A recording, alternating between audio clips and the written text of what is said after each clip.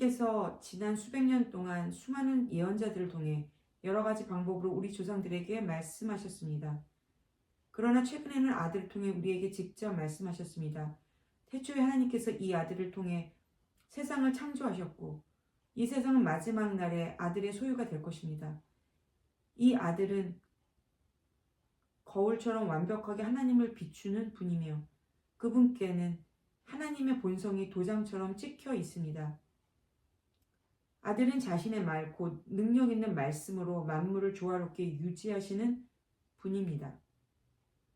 그 아들은 죄를 해결하기 위해 희생 제사를 마치신 뒤에 하늘 높이 계신 하나님 오른편 영광의 자리에 앉으셔서 그 어떤 천사보다도 높은 서열과 통치권을 받으셨습니다. 하나님께서 어느 천사에게 너는 내 아들이다. 오늘 내가 너를 축복한다고 하시거나 나는 그의 아버지이며 그는 내 아들이다라고 말씀하신 적이 있습니까? 하나님은 영광스러운 자기 아들을 세상에 주시면서 모든 천사는 그에게 경배하여라 하고 말씀하셨습니다. 천사들에 대해서는 성경에 이렇게 말했습니다. 그 심부름꾼들은 바람, 그 시종들은 타오르는 불꽃이다. 그러나 아들에 대해서는 성경에 이렇게 말했습니다. 당신은 하나님, 영원토록 보좌에 앉아 계신 분. 당신의 통치는 모든 것을 바로 잡습니다. 당신은 만물이 바른 자리에 있는 것을 기뻐하시고 그릇된 자리에 있는 것을 싫어하십니다. 바로 그런 이유로 하나님 곧 당신의 하나님께서 당신의 머리에 향기로운 기름을 부으시고 당신을 왕으로 삼으셔서 당신의 귀한 동료들보다 훨씬 뛰어나게 하셨습니다. 또한 아들에 대해 이런 말씀도 있습니다. 이 모든 일을 시작하신 주님, 당신께서 땅의 기초를 놓으시고 하늘의 별들을 지으셨습니다. 땅과 하늘은 다 없어져도 당신은 그대로 있으십니다. 오래된 옷처럼 닳아서 헤어져 버릴 그것들을 당신은 낡은 옷을 치우듯 폐기 처분하실 것입니다. 그러나 당신은 세월이 흘려도 한결같으시니 빛이 바래거나 닳아 없어지지 않을 것입니다. 하나님께서 천사 가운데 어느 누구에게 이렇게 말씀하신 적이 있습니까? 내가 내 원수들을 내 발판으로 삼을 때까지 너는 여기 내 보좌 옆에 앉아 있어라. 모든 천사는 구원을 받기 위해 예비된 사람들을 도우라고 보냄받은 존재들이라는 사실이 분명하지 않습니까? 히브리서 2장, 우리는 이미 들은 메시지를 굳게 붙잡아 떠내려가는 일이 없어야 하겠습니다. 지난날에 천사들을 통해 전한 메시지가 유효해서 아무것도 그것을 피해갈 수 없었는데 하물며 최근에 우리가 받은 이토록 장엄한 구원의 메시지를 어떻게 소홀히 할 수 있겠습니까? 이 구원의 메시지는 가장 먼저 주님이 직접 전해주셨고 그 다음은 주님께 들은 이들이 우리에게 정확히 전해 주었습니다. 하나님께서도 성령을 통해 여러 은사, 곧 모든 표적과 기적을 자기 뜻에 따라 주심으로 이 구원의 메시지를 확증해 주셨습니다. 하나님께서는 지금 우리가 감당하고 있는 이 구원의 일을 천사들의 손에 맡기지 않으셨습니다. 성경에 이렇게 기록되어 있습니다. 사람이 무엇이기에 그들을 걱정하시며 그들의 길을 거듭 살피십니까? 그들을 천사보다 조금 못하게 지으시고 에덴의 새벽빛으로 빛나게 하셨습니다. 당신께서 손수 지으신 온 세상을 그들에게 맡기셨습니다. 하나님께서는 모든 것을 하나도 빠짐없이 사람들의 손에 맡기셨습니다. 그러나 우리가 보기에는 아직도 만물이 사람의 관할 아래 있지 않습니다. 우리가 보는 것은 천사보다 조금 못하게 지어져서 죽음을 경험하시고 천사보다 더 높은 곳에 앉으셔서 에덴의 새벽빛으로 빛나는 영광의 관을 쓰신 예수님입니다. 이 죽음을 통해 그분은 하나님의 은혜로 모든 사람을 대신하는 죽음을 온전히 겪으셨습니다.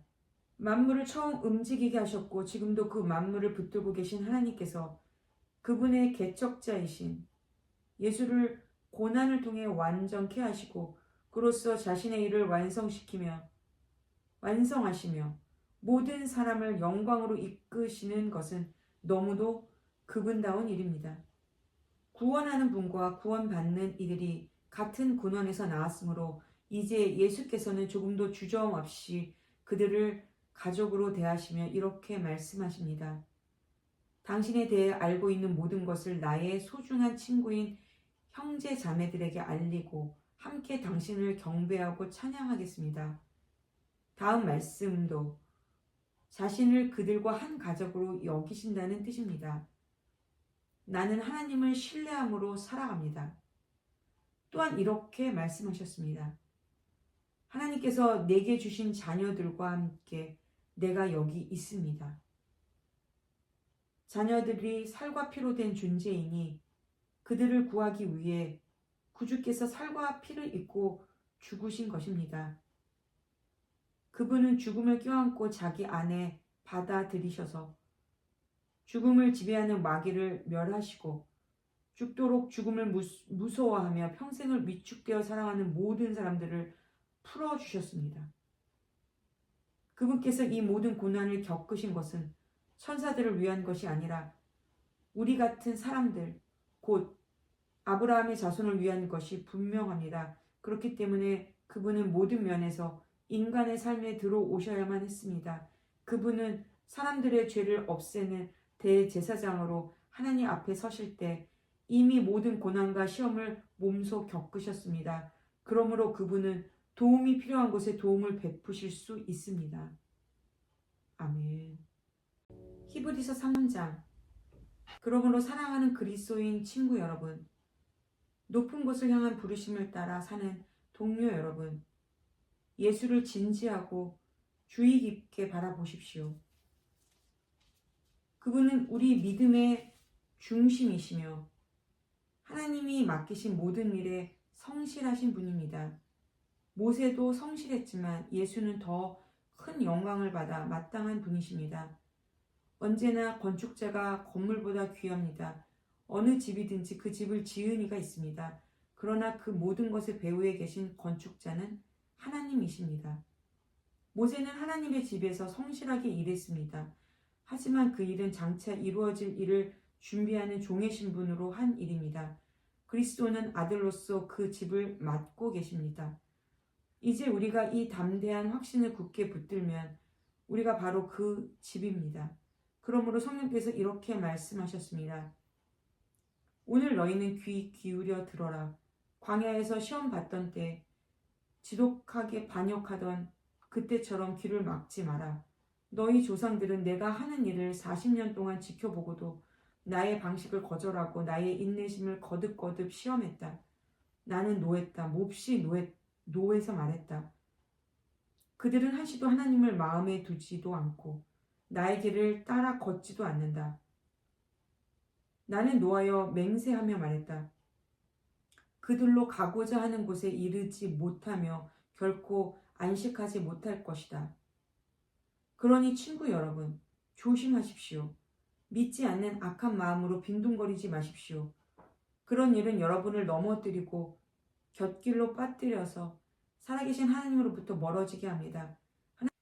하나님께서 주신 오늘이라는 시간 동안 서로 주의하여 죄로 인해 여러분의 대응 능력이 떨어지지 않도록 하십시오.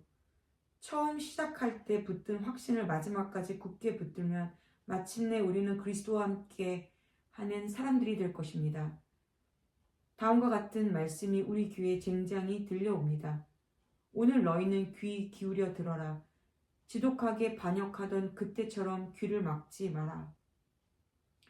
귀를 막은 자들이 누구였습니까? 모세가 이집트에서 이끌어낸 자들이 아니었습니까? 하나님께서 40년 동안 누구에게 노하셨습니까? 귀를 막고 듣지 않다가 광야의 시체로 생을 마감한 자들이 아니었습니까? 하나님께서 그들이 가고자 하는 곳에 이르지 못하게 하겠다고 맹세하신 것은 그렇게 귀를 막고 듣지 않는 자들을 두고 하신 말씀이 아니었습니까? 그들이 가고자 하는 곳에 이르지 못한 것은 그들이 전혀 듣지도 않고 믿지도 않았기 때문입니다. 히브리서 4장. 그러므로 하나님 안에서 안식을 주겠다고 하신 그 약속이 우리를 이끌어서 그분이 세우신 목표로 데려가는 동안 우리 중에 자격을 잃는 사람이 없도록 조심하십시오. 우리가 받은 약속과 광야에 있던 그들이 받은 약속은 똑같은 것입니다. 그러나 그 약속이 그들에게 조금도 유익이 되지 못한 것은 그들이 그 약속을 믿음으로 받아들이지 않았기 때문입니다. 하지만 그 약속을 믿는 우리는 안식을 경험할 것입니다. 이것은 믿음 없이는 되지 않습니다. 하나님께서 하신 말씀을 기억하십시오. 나는 노하여 맹세하여 말했다. 그들이 가고자 하는 곳에 이르지 못하며 결코 안식하지 못할 것이다. 하나님께서는 창세전에 이미 하실 일을 다 마치셨음에도 그런 맹세를 하신 것입니다. 성경에 하나님께서 자기 일을 다 마치시고 일곱째 날에 쉬셨다고 했으니 다른 구절에는 그들은 결코 안식하지 못할 것이다 라고 했습니다. 이 약속은 아직 성취된 것이 아닙니다. 먼저 들은 자들이 안식처에 들어가지 못한 것은 순종하지 않았기 때문입니다. 하나님은 오늘로 날짜를 조정하시며 끊임없이 약속을 갱신해 주십니다. 이것은 처음 초대장을 보내시고 나서 수백 년이 지난 후에 다윗의 시편을 통해 하신 말씀과 같습니다. 오늘 너희는 귀 기울여 들어라. 귀를 막지 마라. 그러므로 이 약속은 아직 살아 있습니다. 이 약속은 여호수아 시대에도 파기되지 않았습니다. 만일 파기되었다면 하나님께서 약속 일자를 오늘로 갱신하지 않으실 것입니다. 하나님의 백성에게는 도착과 안식의 약속이 아직 남아 있습니다.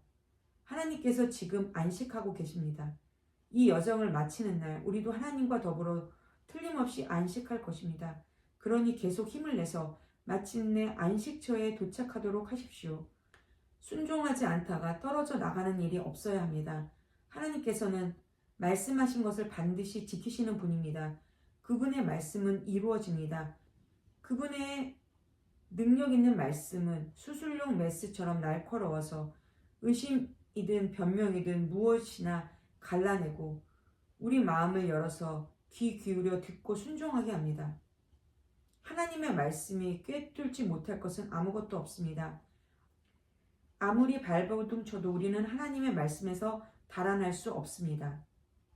이제 우리에게는 하나님께 자유롭게 나아갈 수 있는 위대한 대제사장 예수가 계십니다. 그러니 그분을 놓치는 일이 없어야 하겠습니다. 그분은 우리의 현실에 무관심한 제사장이 아니십니다. 그분은 연약함과 시험, 온갖 고난을 다 겪으셨지만 죄는 짓지 않으셨습니다. 그러니 곧장 그분께로 나아가 그분이 기꺼이 주시려는 것을 받으십시오. 자비를 잊고 도움을 받으십시오. 아멘.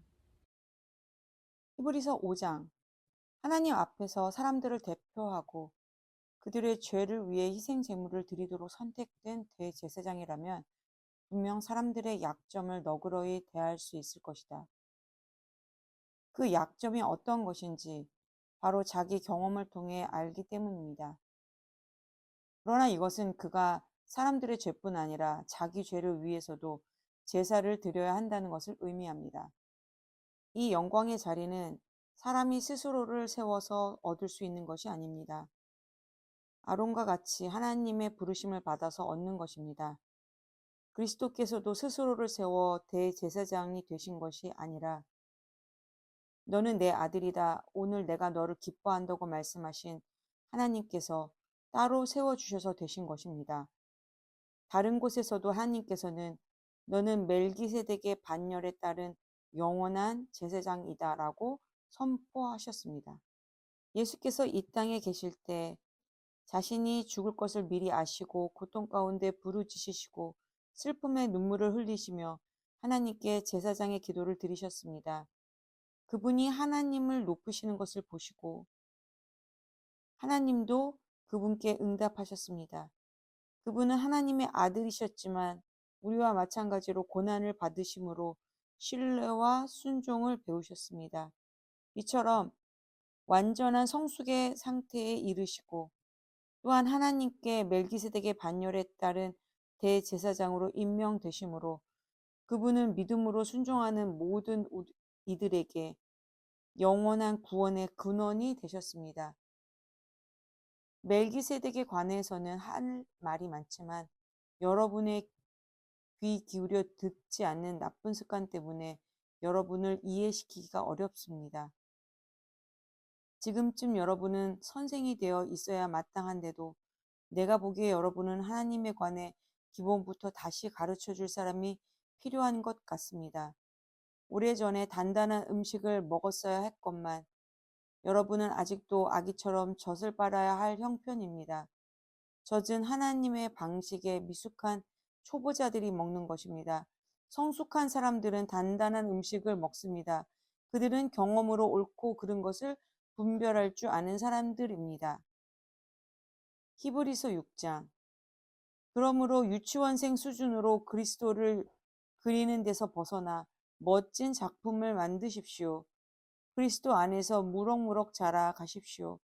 그 기초가 되는 진리는 자기 힘으로 구원받으려는 노력을 버리고 하나님께 돌아서서 그분을 신뢰하는 것과 세례에 관한 가르침과 안수와 죽은 자의 부활과 영원한 심판입니다.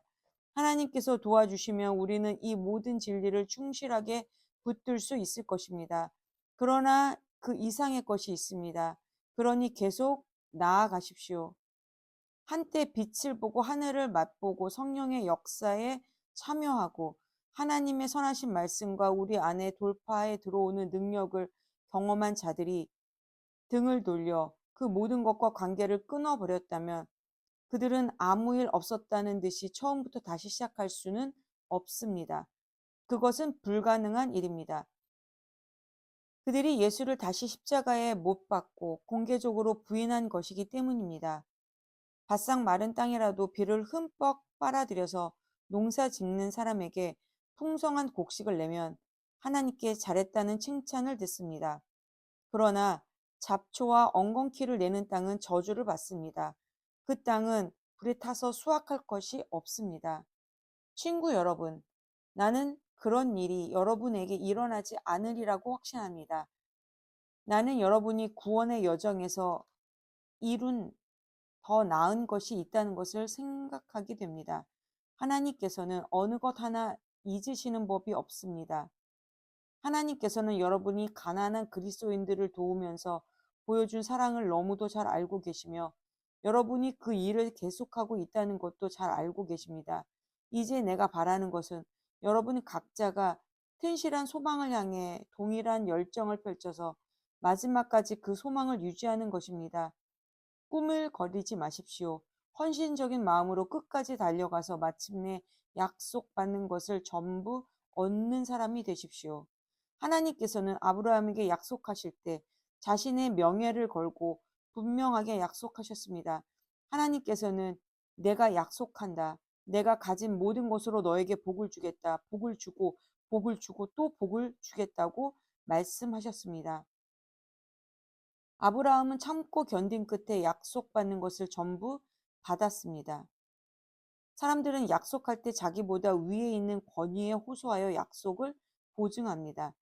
약속을 이행하기로 한 당사자들 사이에 문제가 생길 때 그 권유로 약속을 뒷받침하려는 것입니다.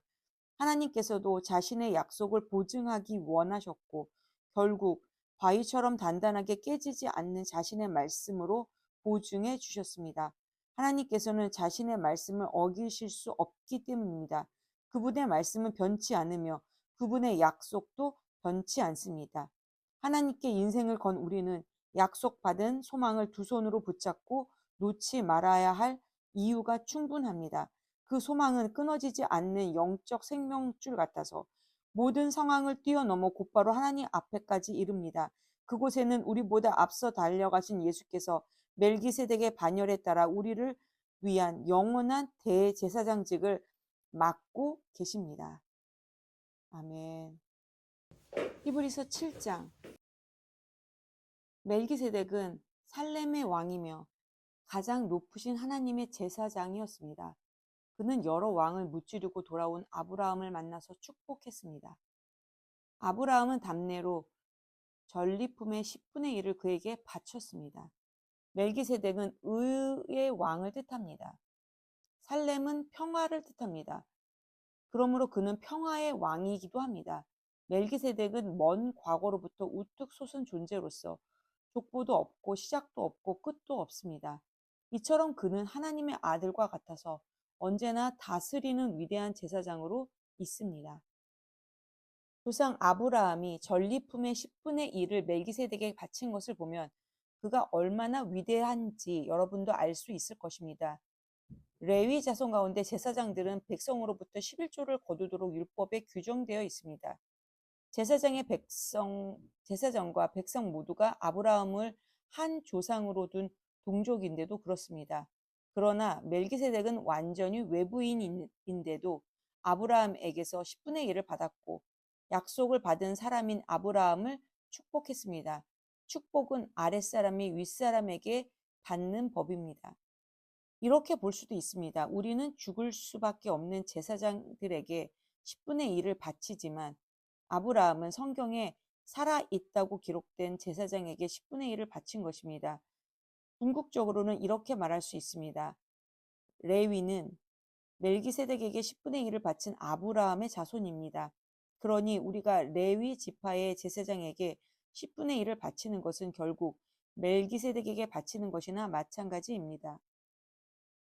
율법을 받을 때 바탕이 되었던 레위와 아론의 제사장직이 백성을 완전하게 할 수 있었다면 멜기세덱의 제사장직과 같은 제사장직이 생겨날 필요가 없었을 것입니다. 그러나 레위와 아론의 제사장직이 직무를 제대로 마무리하지 못했기 때문에 제사장직의 변화가 일어났고 그로 인해 근본적으로 새로운 법이 생기게 되었습니다. 옛 레위의 제사장직으로는 이 사실을 이해할 길이 없습니다. 예수의 족보에 그분과 레위의 제사장직을 연결할 만한 근거가 없는 것은 그 때문입니다. 그러나 멜기세덱 이야기에서 다음과 같은 완벽한 설명을 얻을 수 있습니다.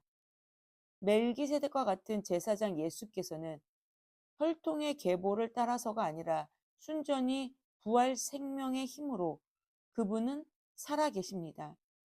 멜기세덱의 반열에 따른 영원한 제사장이 되셨습니다. 이전의 방식, 곧 율법 제도는 기대했던 것만큼 효율을 내지 못해 폐기되고 말았습니다. 율법은 아무것도 성숙에 이르게 하지 못했습니다. 그러나 이제 효력이 분명한 우리를 하나님의 임재 속으로 곧바로 데려다 주는 또 다른 길이 그 자리를 대신했습니다. 그 길은 다름 아닌 예수이십니다. 옛 아론의 제사장직은 하나님의 명시적인 확증 없이도 자동적으로 아버지에게서 아들로 계승되었습니다. 그러나 하나님이 개입하셔서 새롭고 영원한 제사장직을 제정하시고 다음과 같은 약속을 덧붙이셨습니다. 하나님께서 약속하셨으니 그 약속을 처리하지 않으실 것이다. 너는 영원한 제사장이다. 이처럼 예수께서는 우리와 하나님 사이에 더 나은 방식, 실제로 효력 있는 방식을 보증하는 분이 되셨습니다. 그것이 다름 아닌 새 언약입니다. 전에 제사장이 많았던 것은 한 사람이 죽으면 다른 이가 대신해야 했기 때문입니다. 그러나 예수의 제사장직은 영원합니다. 그분은 지금부터 영원까지 제사장으로 계시면서 자기를 통해 하나님께 나아오는 모든 사람을 구원하시고 언제나 그들 편에서 말씀해 주셨습니다. 이제 우리는 우리의 필요에 완벽하게 들어맞는 한 분 대제사장이 계십니다. 그분은 온전히 거룩하시고 죄가 전혀 없으시며 그 권세가 하늘 높이 하나님 계신 곳까지 이릅니다. 그분은 다른 제사장들과 같지 않으셔서 우리와 우리 죄를 위한 희생 제물을 드리기 전에 매일같이 자기 죄를 위해 희생 제물을 드릴 필요가 없으십니다. 그분께서 자기 몸을 희생 제물로 드리심으로 영단번에 그 일을 완성하셨기 때문입니다. 율법의 일을 제대로 해내지 못하는 사람들을 어쩔 수 없이 제사장으로 세웁니다. 그러나 하나님이 개입하셔서 율법 다음으로 주신 명령은 영원토록 완전하신 아들을 대제사장으로 세웁니다. 아멘. 히브리서 8장. 요점을 말하면 이렇습니다. 우리에게 이와 같은 대제사장이 계십니다. 그분은 하나님 오른편에 권위 있게 앉으셔서 하나님께서 세우신 단 하나의 참성소의 예배를 주관하십니다. 대제사장에게 맡겨진 임무는 예물과 제물을 바치는 일입니다. 그것은 예수의 제사장직도 마찬가지입니다. 만일 그분께서 땅에 매여 계신 분이라면 제사장조차 되지 못하실 것입니다. 율법에 명시된 예물을 바치는 제사장이라면 이미 많이 있어서 그분을 필요로 하지 않을 것입니다. 이 땅의 제사장들은 하늘에 있는 참 성소에 무슨 일이 일어나는지를 보여주는 단서에 지나지 않습니다. 모세가 하늘에 있는 참 성소를 언뜻 보고 장막을 지으려고 할 때 하나님께서 이렇게 말씀하셨습니다. 너는 산에서 본 모습 그대로 주위에서 짓도록 하여라. 그러나 예수께서 맡으신 제사장 직무는 다른 제사장들이 맡은 직무보다 훨씬 뛰어납니다. 그것은 그분께서 더 나은 계획에 따라 일하시기 때문입니다. 만일 첫 번째 계획인 옛 언약이 효력이 있었다면 두 번째 계획은 필요하지 않았을 것입니다. 그러나 우리는 아는 것처럼 첫 번째 계획에 결함이 있었으므로 하나님께서 이렇게 말씀하셨습니다. 조심하여라. 그날이 오고 있다. 그날에 내가 이스라엘과 유대를 위한 새 계획을 세울 것이다. 내가 그 조상들의 손을 잡고 이집트에서 인도에 나올 때 그들과 세웠던 옛 계획은 내버릴 것이다. 그들이 계약을 지키지 않아 내가 그들에게 고개를 돌려버렸다. 내가 이스라엘과 세우려는 새 계획은 종이에 쓸 수도 없고 돌에 새길 수도 없는 것이다. 이번에는 내가 그 계획을 그들 속에 써주고 그들 마음에 새겨줄 것이다. 나는 그들의 하나님이 되고 그들은 내 백성이 될 것이다. 나를 알기 위해 학교에 다니거나 하나님에 관한 5가지 쉬운 가르침 같은 책을 사보지 않을 것이다. 작은 자나 큰 자나 낮은 자나 높은 자나 모두가 나를 직접 알게 될 것이다. 그들의 죄가 영원토록 깨끗이 씻어지고 너그럽게 용서받음으로 나를 알게 될 것이다. 하나님께서는 자기와 자기 백성 사이에 새 계획, 새 언약을 세우심으로 옛 계획을 폐기 처분하셨습니다. 이제 옛 계획에는 먼지만 쌓이고 있습니다. 아멘. 히브리서 9장. 첫 번째 계획에는 예배를 위한 지침과 특별한 고안된 예배 장소가 있었습니다. 바깥을 두르는 큰 장막을 세우고 그 안에 등잔대와 상과 하나님께 드리는 빵을 두었는데 그곳을 성소라고 했습니다. 그런 다음 휘장을 지고 그 뒤에 작은 내부 장막을 세웠는데 그곳을 지성소라고 했습니다. 거기에는 금으로 만든 분향제단과 금을 입힌 언약궤가 놓여 있었고 언약궤 안에는 만나를 담은 금항아리와 아론의 쌍난 지팡이와 언약의 2 돌판이 있었고 천사가 날개로 덮는 모양의 속죄소가 언약궤를 덮고 있었습니다. 하지만 지금은 그것들에 대해 이야기할 시간이 없습니다. 이런 것이 갖춰진 뒤에 제사장들이 큰 장막에 들어가 직무를 수행했습니다. 작은 내부 장막에는 대제사장만이 1년에 한 번 들어가서 자기 죄와 백성의 누적된 죄를 위해 피를 제물로 드렸습니다. 이것은 큰 장막에 서 있는 동안에는 백성이 하나님께로 걸어 들어갈 수 없음을 성령께서 시각적 비유로 보여주신 것입니다. 이 제도 아래서 드려진 예물과 제물은 예식과 행위의 문제에 해당할 뿐 문제의 핵심에는 다가가지 못합니다. 백성의 양심을 만족시켜주지 못합니다. 본질적으로 이 제도는 철저히 재정비될 때까지 한시적으로 사용된 제도일 뿐입니다. 그러나 메시아께서 뛰어난 새 언약의 대제사장으로 오셔서 이 창조 세계에 있는 옛 장막과 그 부속물을 지나시고 하늘에 있는 장막인 참 성소로 단번에 들어가셨습니다. 또한 그분은 염소와 송아지의 피로 드리는 제물 대신에 자신의 피로 값을 치르심으로 단번에 우리를 자유케 하셨습니다. 동물의 피와 정결 예식도 우리의 신앙과 행위를 실제로 깨끗하게 해준다면 하물며 그리스도의 피는 우리의 삶 전체를 안팎으로 얼마나 더 깨끗하게 해줄지 생각해 보십시오. 그리스도께서 성령을 힘입어 자기 몸을 흠없는 제물로 드리심으로 스스로 훌륭해지려는 부질없는 수고에서 우리를 자유케 하셨습니다. 그리하여 우리는 전력을 다해 하나님을 위해 살 수 있게 되었습니다. 유언은 사람이 죽어야 그 효력이 발생합니다. 새 언약도 예수께서 죽으심으로 효력이 발생했습니다. 그분의 죽으심은 옛 계획에서 새 계획으로 바뀌었음을 나타내는 표지입니다. 이 죽음으로 인해 옛 의무 조항과 그에 따르는 죄가 폐지되었고 상속인들은 자신들에게 약속된 영원한 유산을 받으라는 부름을 받았으며 그분께서 이 새로운 방식으로 하나님과 그분의 백성을 화해시키셨습니다. 첫 번째 계획을 실행에 옮기는데도 죽음이 필요했습니다. 모세는 율법 계획, 하나님의 유언의 조항들을 전부 낭독한 뒤에 엄숙한 예식을 진행하며 제물로 바쳐진 동물의 피를 취해 언약 문서에 뿌리고 그 언약의 수혜자인 백성에게도 뿌렸습니다. 그런 다음 이것은 하나님께서 명하신 언약의 피입니다. 라는 말로 그 효력을 확증했습니다. 그는 예배 장소와 그 안에 있는 모든 비품에도 똑같이 했습니다. 모세는 백성에게 이것은 하나님께서 여러분과 세우신 언약의 피입니다. 라고 말했습니다. 사실 유언에 담긴 모든 내용의 효력은 죽음에 달려 있습니다. 죽음의 증거의 피가 우리의 전통 속에서 특히 죄 용서와 관련해 그토록 자주 사용된 것은 이 때문입니다.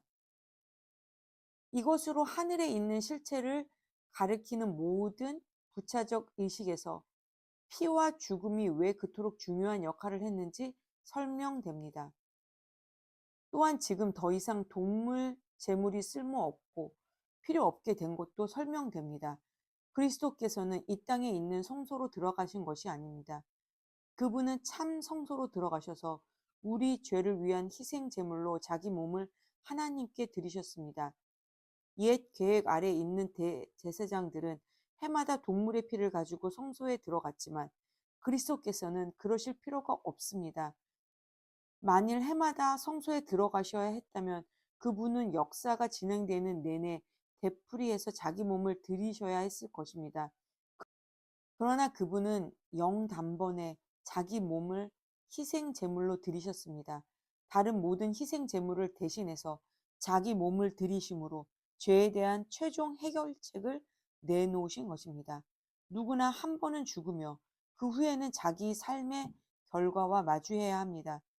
그리스도의 죽으심도 단 한 번 일어난 사건이지만 죄를 영원히 제거하는 희생 제물로 죽으신 것이었습니다. 그러므로 그분께서 다시 나타나실 때 그분을 뵙기 원하는 이들이 맡게 될 결과는 다름 아닌 구원입니다. 아멘.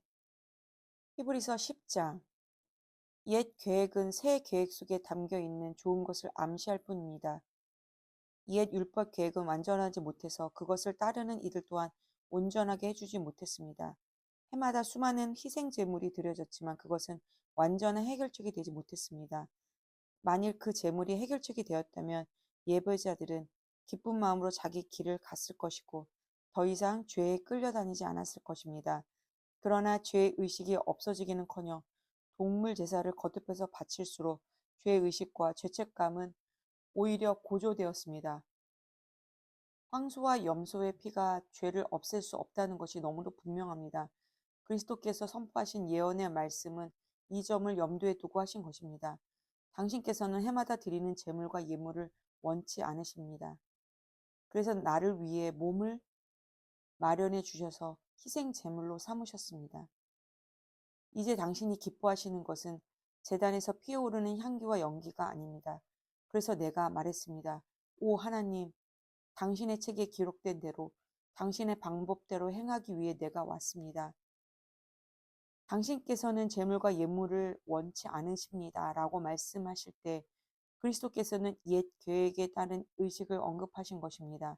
또한 당신의 방법대로 행하기 위해 내가 왔습니다. 라고 말씀하실 때 그분은 첫 번째 계획을 폐하시고 새 계획, 하나님의 방법을 세우신 것입니다.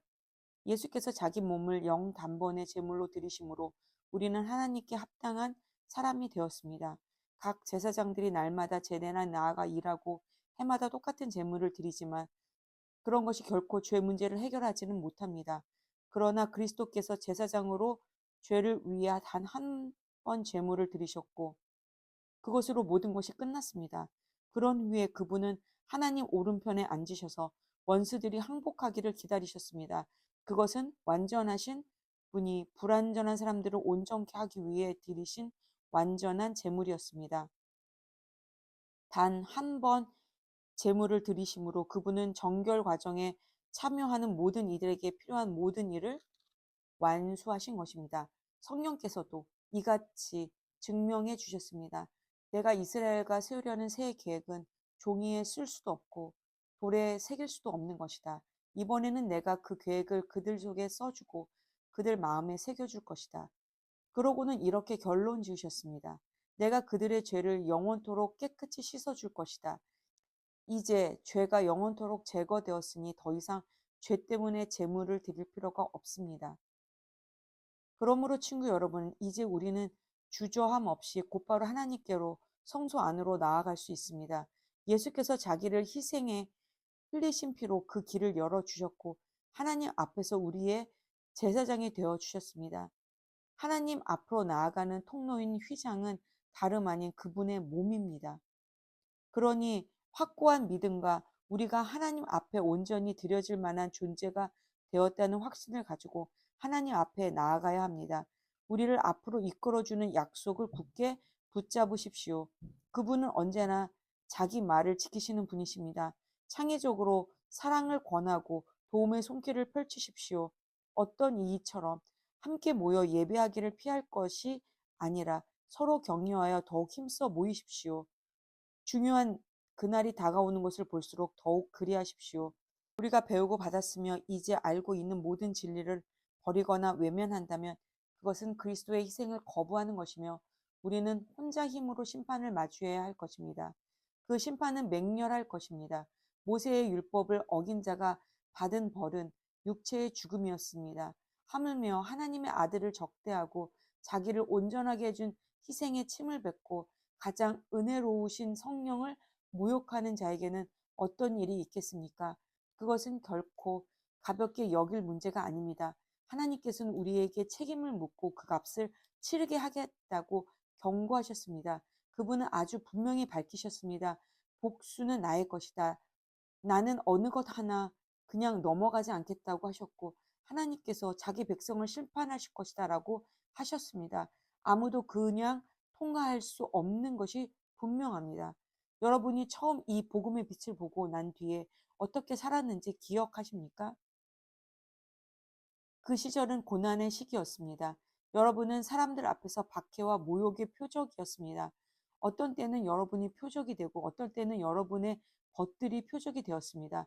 여러분의 벗 가운데 며칠 감옥에 갇힐 때에도 여러분은 끝까지 그들 곁을 지켰습니다. 박해하는 자들이 난입해 여러분의 소유를 빼앗을 때도 여러분은 편한 얼굴로 그들이 하는 대로 내버려 두었습니다. 그들이 여러분의 진짜 보물을 어찌할 수 없다는 것을 알고 있었기 때문입니다.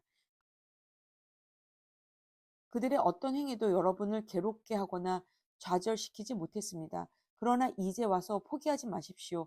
그때 여러분은 확신에 차 있었습니다. 그 확신은 지금도 유효합니다. 하지만 약속을 이루려면 하나님의 계획을 붙잡고 끝까지 견뎌야 합니다. 이제 머지않아 그분이 오신다. 언제라도 모습을 드러내실 것이다. 하지만 나와 바른 관계에 있는 사람은 그 변치 않는 신뢰로 인해 살 것이다. 도망치는 자는 내가 기뻐하지 않을 것이다. 우리는 중도에 포기하여 실패하는 사람이 아닙니다.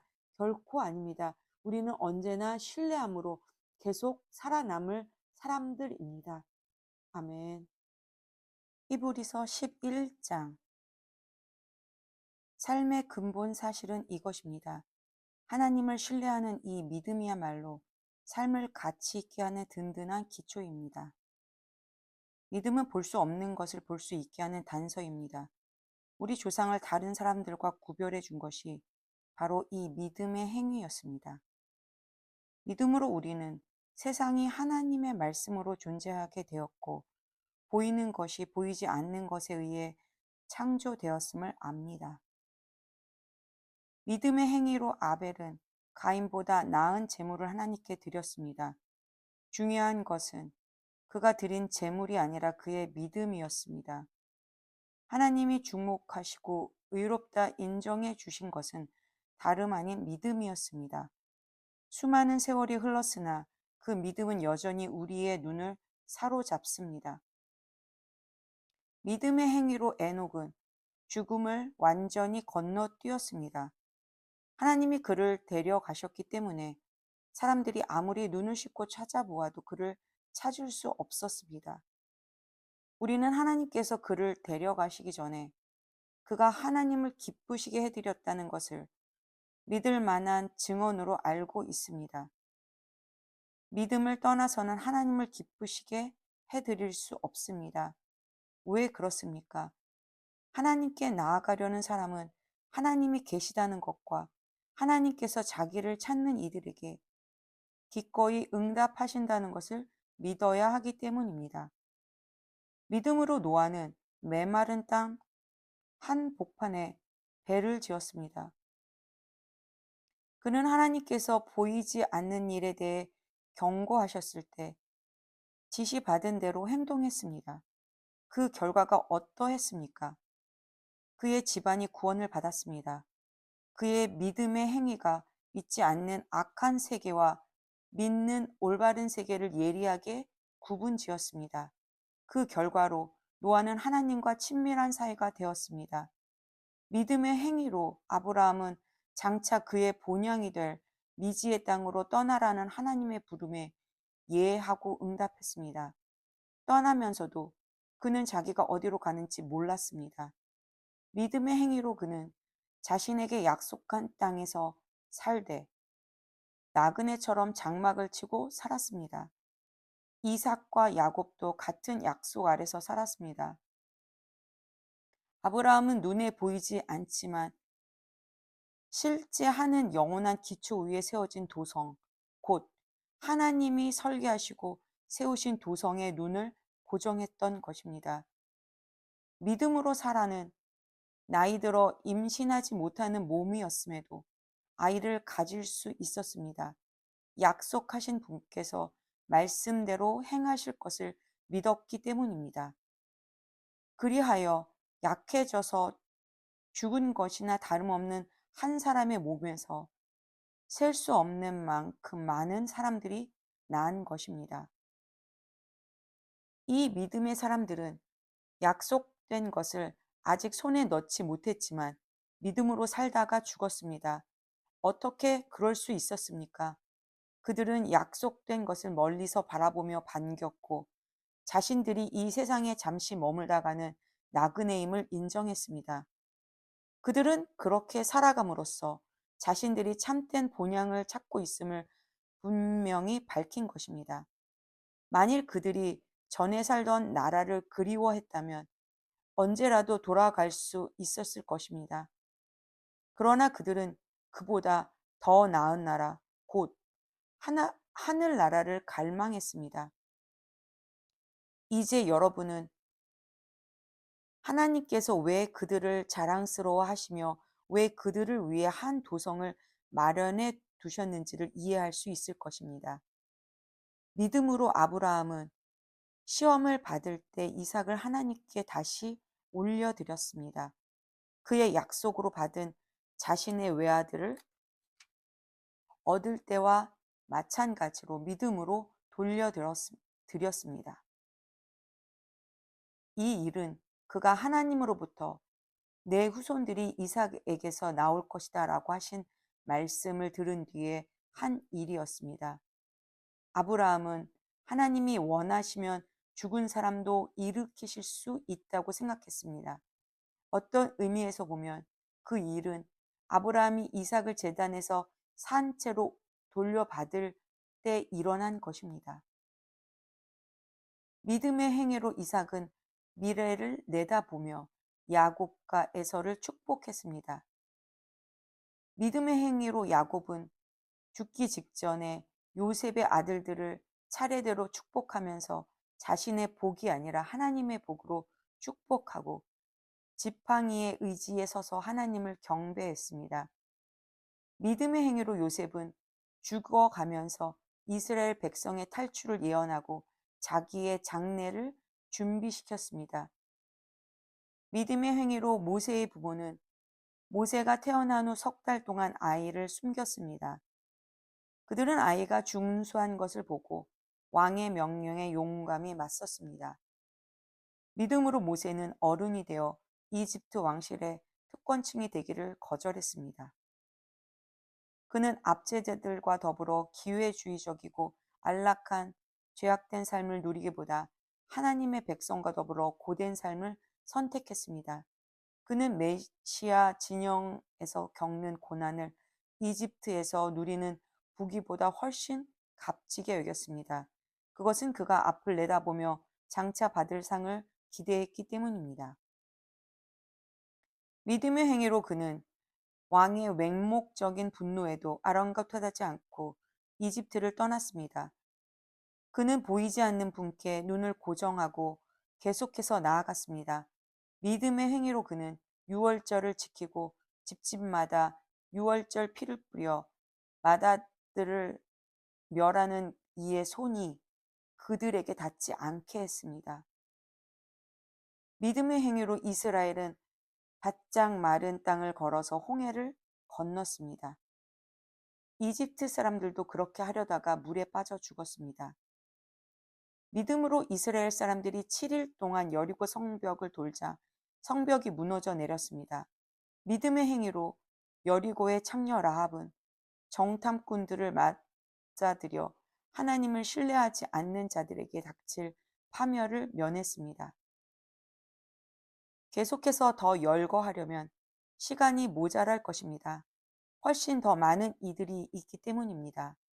기드온, 바락, 삼손, 입다, 다윗, 사무엘, 예언자들. 믿음의 행위로 그들은 나라를 무너뜨리고 정의를 실천하고 약속된 것을 받았습니다. 그들은 사자와 불과 칼의 공격을 막아냈고 약점을 강점으로 바꾸었으며 전쟁에서 이겨 외국 군대를 물리쳤습니다. 여자들은 죽었다가 다시 살아난 사랑하는 이들을 맞아들이기도 했습니다. 고문을 당하면서도 더 나은 부활을 사모한 나머지 굴복하고 풀려나가는 것을 거부한 이들도 있습니다. 어떤 이들은 학대와 채찍질을 기꺼이 받았고 쇠사슬에 묶여 지하굴에 갇히기도 했습니다. 돌에 맞고 톱으로 켜서 두 동강이가 나고 살해되어 싸늘한 시체가 된 이들의 이야기도 있습니다. 짐승 가죽을 두르고 집도 친구도 권력도 없이 세상을 떠돈 이들의 이야기도 있습니다. 세상은 그들을 받아들일 만한 곳이 되지 못했습니다. 그들은 이 혹독한 세상의 가장자리로 다니면서 최선을 다해 자기 길을 갔습니다. 그들이 믿음으로 사는 삶의 본보기가 되기는 했지만 그들 가운데 약속받은 것을 손에 잡은 사람은 한 사람도 없었습니다. 하나님께서는 우리를 위해 더 좋은 계획을 가지고 계셨습니다. 바로 그들의 믿음과 우리의 믿음이 완전하고 온전한 하나의 믿음이 되게 하는 것입니다. 우리의 믿음 없이는 믿음으로 산 그들의 삶도 온전해질 수 없습니다. 아멘. 히브리서 12장. 길을 개척한 이 모든 사람들, 이 모든 노련한 믿음의 대가들이 우리를 응원하고 있다는 말이 무슨 뜻인지 알겠습니까? 그들이 열어놓은 길을 따라 우리가 앞으로 나아가야 한다는 뜻입니다. 달려가십시오. 절대로 멈추지 마십시오. 영적으로 군살이 붙어도 안 되고 몸에 기생하는 죄가 있어도 안 됩니다. 오직 예수만 바라보십시오. 그분은 우리가 참여한 이 경주를 시작하고 완주하신 분이십니다. 그분이 어떻게 하셨는지 배우십시오. 그분은 앞에 있는 것, 곧 하나님 안에서 그리고 하나님과 함께 결승점을 지나는 기쁨에서 눈을 떼지 않으셨기에 달려가는 길에서 무엇을 만나든 심지어 십자가와 수치까지도 참으실 수 있었습니다. 이제 그분은 하나님의 오른편 영광의 자리에 앉아 계십니다. 여러분의 믿음이 시들해지거든 그분 이야기를 하나하나 되새기고 그분이 참아내신 적대 행위의 긴 목록을 살펴보십시오. 그러면 여러분의 영혼에 새로운 힘이 힘차게 솟구칠 것입니다. 죄와 맞서 싸우는 이 전면전에서 여러분보다 훨씬 심한 고난을 겪은 이들이 있습니다. 예수께서 피 흘리시기까지 겪으신 이 모든 고난은 말할 것도 없습니다. 그러니 낙심하지 마십시오. 여러분은 훌륭한 부모가 자녀를 어떻게 대하는지 잊었습니까? 하나님께서 여러분을 자녀로 여기신다는 것을 잊었습니까? 나의 사랑하는 자녀야, 하나님의 훈련을 가볍게 여기지 말고 그분의 훈련을 받을 때 낙심하지 마라. 그분은 사랑하는 자녀를 훈련하시고 품에 안으신 자녀를 징계하신다. 하나님께서 여러분을 훈련하고 계십니다. 그러니 절대로 도중에 포기하지 마십시오. 하나님은 여러분을 사랑하는 자녀로 대하십니다. 여러분이 겪는 이 고난은 벌이 아니라 자녀라면 당연히 겪게 마련인 훈련입니다. 무책임한 부모만이 자녀를 제멋대로 살게 내버려 둡니다.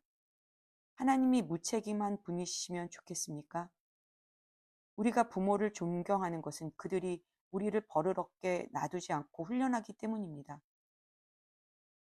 그러니 우리가 참으로 살고자 한다면 하나님의 훈련을 받아들여야 하지 않겠습니까?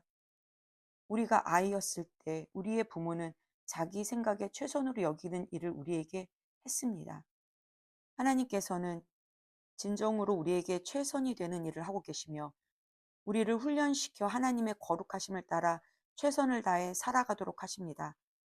당장은 훈련이 즐겁지 않으며 본성을 거스른다고 느껴집니다. 그러나 나중에는 틀림없이 좋은 상으로 보답을 받습니다. 잘 훈련받는 사람만이 하나님과의 관계에서 성숙한 열매를 얻기 때문입니다. 그러니 수수방관하며 빈둥거리지 마십시오. 꾸물거리지도 마십시오. 먼 길을 달려갈 수 있게 길을 정비하십시오. 그래야 발을 헛디뎌 넘어지거나 구덩이에 빠져 발목을 삐는 사람이 없을 것입니다. 서로 도우십시오. 그리고 힘을 다해 달려가십시오. 서로 화목하게 지내고 하나님과 화평하게 지내도록 힘쓰십시오. 그렇지 않고서는 하나님을 결코 뵙지 못할 것입니다. 아무도 하나님의 자비하신 은혜에서 떨어져 나가는 일이 없게 하십시오. 쓰디쓴 불평이 잡초처럼 자라고 있지는 않은지 예리하게 살피십시오. 엉겅퀴 한 두 포기가 뿌리를 내리면 순식간에 정원 전체를 망칠 수도 있습니다. 에서 증후군을 조심하십시오. 잠깐 동안의 욕구 충족을 위해 평생 지속되는 하나님의 선물을 팔아 넘기는 일이 없어야 합니다. 여러분도 아는 것처럼 에서는 나중에 자신의 충동적인 행동을 뼈저리게 후회하고 하나님의 복을 간절히 원했습니다. 하지만 때는 이미 너무 늦어서 아무리 울고불고 해도 소용이 없었습니다. 여러분은 조상들처럼 화염이 솟구치고 지축이 흔들리는 신의 산에 나아가서 하나님의 말씀을 들은 것이 아닙니다. 여러분의 조상들은 천지를 울리고 영혼을 뒤흔드는 말씀을 듣고서 벌벌 떨며 하나님께 멈추어 달라고 빌었습니다. 그들은 짐승이라도 그 산에 닿으면 죽을 것이다 라고 하신 말씀을 듣고서 어찌나 무서웠던지 꼼짝도 못했습니다. 모세도 두려워 떨었습니다. 그러나 여러분의 경험은 전혀 다릅니다. 여러분이 이른 곳은 시온산, 곧 살아계신 하나님이 머무르시는 도성입니다. 그 보이지 않는 예루살렘은 축제를 벌이는 수많은 천사들과 그리스도인 시민들로 북적대는 곳입니다. 그곳에서 하나님께서는 우리를 심판하시고 그 심판은 우리를 의롭게 합니다. 여러분은 새 언약, 새로 작성된 헌장을 하나님께로부터 받아 우리에게 전해주시는 예수께로 나아왔습니다. 그분은 이 언약의 중재자이십니다. 아벨이 당한 죽음은 복수를 호소하는 살인이지만 예수가 당한 죽음은 은혜의 선포입니다. 그러니 이 은혜의 말씀에 귀를 막지 마십시오. 땅에서의 경고를 무시한 자들이 벌을 피할 수 없었는데 하물며 우리가 하늘의 경고를 거역한다면 어떤 일이 일어나겠습니까? 그때에는 그분의 음성이 땅의 뿌리까지 흔들었지만 이번에는 하늘까지 흔드시겠다고 분명히 말씀하셨습니다. 마지막으로 한 번 더 하늘 끝에서부터 땅 끝까지 철저하게 흔들겠다. 마지막으로 한 번 더라는 표현은 철저하게 정리하시겠다는 의미입니다. 역사와 종교의 온갖 쓰레기를 치우시겠다는 것입니다. 그것은 흔들리지 않는 본질적인 것들을 말끔히 정돈된 모습으로 서 있게 하시려는 것입니다. 우리가 무엇을 받았는지 아시겠습니까? 흔들리지 않는 나라입니다. 우리가 얼마나 감사해야 하는지 아시겠습니까? 감사드릴 뿐 아니라 하나님 앞에서 기쁜 경외감이 넘치는 예배를 드려야 합니다. 하나님께서는 냉담한 방관자가 아니십니다. 그분은 적극적으로 정리하시고 태워버려야 할 것은 전부 불사르십니다. 모든 것이 깨끗해질 때까지 그분은 결코 멈추지 않으실 것입니다. 하나님, 그분은 불이십니다. 아멘. 히브리서 13장. 서로 변함없이 사이좋게 지내고 사랑으로 화합하십시오. 식사나 잠자리를 구하는 이가 있으며 기꺼운 마음으로 제공해 주십시오. 자기도 모르는 사이에 천사들을 환대한 이들이 있었습니다. 감옥에 갇힌 이들을 대할 때는 여러분이 그들과 함께 감옥에 갇히기라도 한 것처럼 대하십시오. 학대를 당한 이들을 보거든 그들에게 일어난 일이 여러분에게도 일어난 것처럼 대하십시오. 결혼을 소중히 여기고 아내와 남편 사이에 이루어지는 성적 친밀감을 거룩하게 지키십시오. 하나님은 일회성 성관계와 부정한 성관계를 금하십니다. 물질적인 것을 더 많이 얻으려는데 사로잡히지 마십시오. 지금 가지고 있는 것으로 만족하십시오. 하나님께서는 내가 너를 저버리지 않겠다. 너를 떠나지도 않고 버리지도 않겠다고 하시며 우리에게 확신을 주셨습니다. 그러므로 우리는 담대한 마음으로 이렇게 말할 수 있습니다. 하나님께서 기꺼이 도우시니 내게 무슨 일이 닥쳐와도 두렵지 않다. 그 누가 그 무엇이 나를 괴롭힐 수 있으랴. 여러분에게 하나님의 말씀을 전해준 목회자들을 인정해 주십시오. 그들의 사는 모습을 눈여겨보고 그들의 신실함과 진실함을 본받으십시오. 우리 모두는 언제나 한결같아야 합니다. 예수께서 변치 않는 분이시기 때문입니다. 어제나 오늘이나 내일이나 그분은 한결같으십니다. 그분에 관한 최신 이론에 이끌려 그분을 떠나는 일이 없게 하십시오. 그리스도의 은혜만이 우리의 삶을 떠받치는 유일하고 충분한 기초입니다. 그리스도의 이름을 붙인 온갖 상품은 별 도움이 되지 않습니다. 하나님께서 자기 자신을 선물로 내어주시는 재단이 안에서 회령과 횡령과 부정이득을 일삼는 자들에 의해 오용되어서는 안 됩니다. 옛 제도 아래서는 짐승을 죽여 진 밖에서 그 몸을 처리합니다. 그 후에 그 피를 안으로 가져와서 죄를 위한 제물의 제단에 바칩니다. 예수께서도 똑같은 일을 당하셨습니다. 그분은 성문 밖에서 십자가에 못 박히셨습니다. 그분은 거기서 희생의 피를 쏟으셨고 그 흘리신 피가 하나님의 제단에 드려져 백성을 깨끗게 했습니다. 그러니 우리도 밖으로 나갑시다. 예수께서 계시는 그곳, 중요한 일이 벌어지는 그곳으로 나갑시다. 특권을 누리며 안에서 안주하는 사람이 되려고 하지 말고 예수께서 받으신 치욕을 우리도 짊어져야겠습니다.